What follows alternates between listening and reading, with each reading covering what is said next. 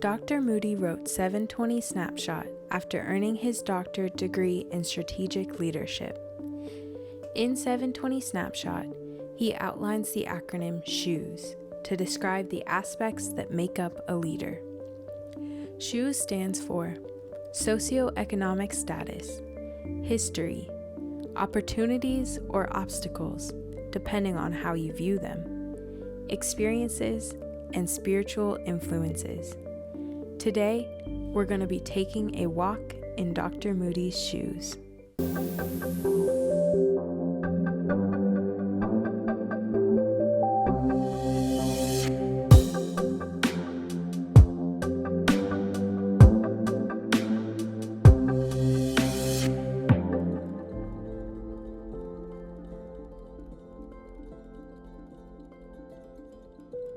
I'm Pastor Will of the Encounter Church of Katy, formerly the Bible Days Revival Church, Houston, Texas. My name is Pastor Ray Roan, and I'm with Word of Life Ministry, Texas. I am Pastor Marquette V. Curl. I am the pastor of the Rock SCT. We were planted in 2013 directly by Dr. Charles A. Moody Jr. I started pastoring in Galveston, Texas, and it would have been the early 80s. And while I had been a preacher for some time, preaching and pastoring are not the same thing. Pastoring was an enormous responsibility, frightening for me, because people hang on what you say. Your words have meaning. Under the leadership of Dr. Moody, I obtained a master's because that's what he said. I became an elder. When Dr. Moody said you were called, you were already walking in a position. When the doctor said that I couldn't have a child, Dr. Moody said, "What do you want? Let me pray for you." When my niece left and I knew that she needed to come back, Dr. Moody spoke and said, "It's time." Pastoring is one of those things where you have to have a heart for the people. You have to have that shepherd's heart for sheep. I have heard people call our house at 2 a.m., 3 a.m., and I've overheard conversations where he's like, "Okay, so what's going on? Okay, so what? Okay." There was one time in particular, it was a thunderstorm, and someone called, and they were in need. So Dr. Moody was going to get dressed in the middle of the night in a thunderstorm and drive down to Killeen because one of his parishioners needed him. That's the kind of pastor he is. He has a heart for people. That is one thing that I can speak to when it comes to Dr. Moody. When you come into his life, he treats you as family, and he never leaves his role as pastor. And so he is always pastor, he is always the man of God, but he's always family. He's very caring, more than I ever thought. I had a medical situation, and I find out that he had put together a plan to help me through this medical situation, and had people come over, come and pick me up. They took me to my appointments.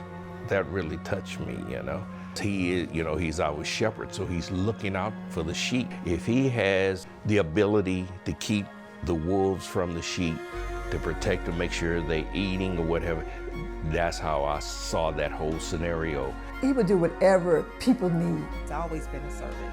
So Dr. Moody has done everything from, lay towels, to move chairs, to build, to paint, to he would do other people's children's hair before service, other little girls' hair. But that came out of his servant spirit. Pastoring, I think, is it's a beautiful thing. We love seeing people grow. We love seeing people mature. We love seeing people get it and the light bulb come on. He's a teacher. Not only is he a teacher in that pulpit, but he can relate, like they say in layman's term, whatever message he brings, he's always going to relate to everybody to get those scriptures to coincide with real life situations. He knows he's a very good disciplinarian. With anybody, It doesn't matter if it's his kids or whoever. What was it like growing up with Dr. He was the type of father who, it was not either or, it was everything. He definitely did a great job coming to all our sporting events because he had a lot of meetings, especially every day, but he still found a way to make time to come to all of our events. He just never stops. He's always going on to the next thing. He would leave church, run to soccer games, and then be at the soccer game until the second service, and then leave the soccer game, and then come back to the church to preach. I remember when I got somewhat what some would call the game-winning goal. I mean, we were going to win anyway, but I got the last goal. And seeing him go crazy in the crowd, and it was just a memory that stuck with me. So I've seen a lot of people's other families and their dynamics with their fathers, and I've seen how great of a father I have. He's really smart, very, very wise, and he just tells me a lot of things that normal parents wouldn't know or wouldn't talk about. So. Well, I just have so many questions for him. And so it's like whenever I experience a problem, wherever I go through anything, it's like, how do I handle this? And so at this point, he gives me a lot of wisdom that I feel like is needed in my life at this stage. It's more relational than it is parental at this point. I mean, I respect him as my parent, always will. Like, it's not I'm scared to go to him because I feel like I'm gonna get in trouble. It's more like, hey, yo, Dad, I got a question for you, and don't get mad. Can you put on your pastoral hat real quick? I need some advice. He leaves the role of being a nephew to a leader. He's been my role model now, and that I appreciate. The greatest joy of pastoring is watching generations progress. There's a great reward that we get here on this side where we get to see lives being transformed. But most importantly, what happens with people eternally.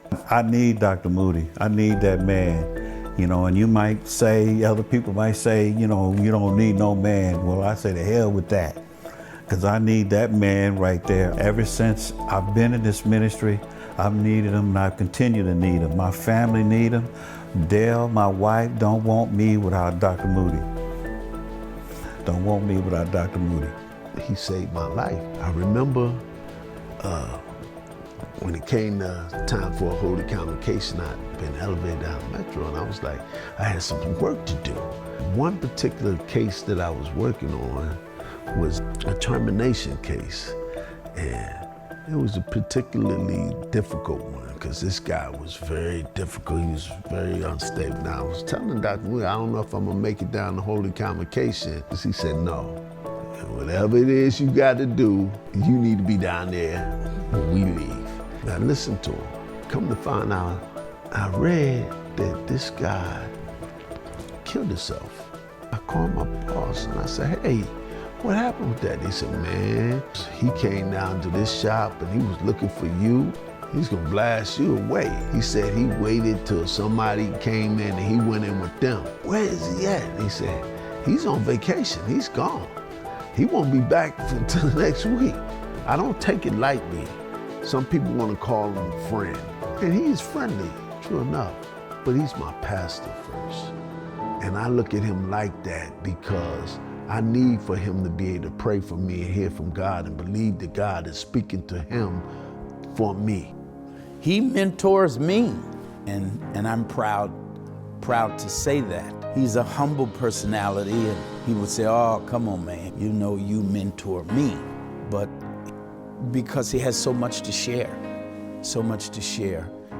Timothy was uniquely connected to Paul. If you search the scriptures, it was not always harmonious.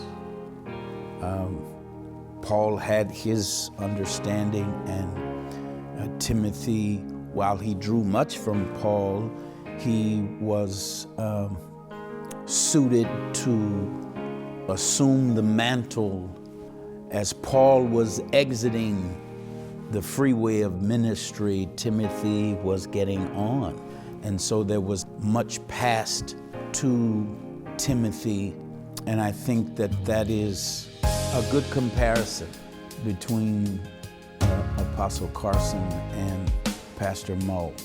had I not met Dr. Moody, I probably would think Dr. Moody wasn't possible.